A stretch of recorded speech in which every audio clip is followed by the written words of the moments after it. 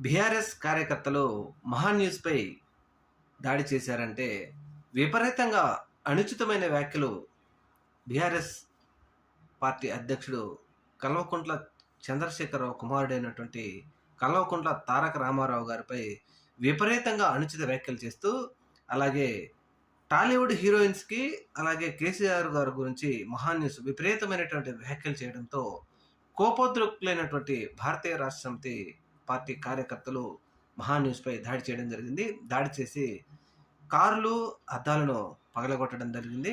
ముఖ్యంగా మీడియా అధిపతులు, ప్రతినిధులు గూడా, మీడియా జర్నలిస్టులు గూడా గమనించాలి.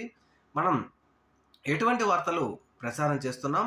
ఖచ్చితంగా మీడియా అనేది సమాజంలో ఫోర్త్ ఎస్టేట్ లాగా ఉండాలే కానీ, ఒక పార్టీకో, ఒక కులానికో, ఒక మతానికో కొమ్ము కాసే విధంగా ఉండకూడదనేది ఇప్పటికైనా ఖచ్చితంగా మహా న్యూస్ వారు గమనించాలి.